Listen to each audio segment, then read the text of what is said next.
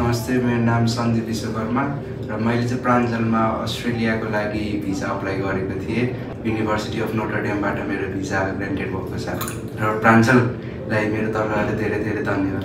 नमस्ते, म चाहिँ सन्दीपको बाबा अनि यहाँ सबै एकदमै राम्रो अनि गएर सबै सरहरूले एकदमै हेल्पफुल, सबै स्टाफहरू हेल्पफुल, एकदमै राम्रो गाइड गरेर सबैको सहयोगबाट अनि अहिले भिसा सक्सेस भयो हैन।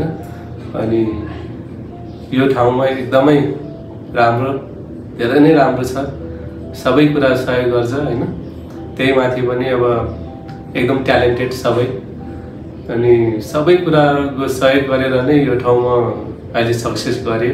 यसको लागि सबैजनालाई एकदमै धन्यवाद दिन चाहन्छु।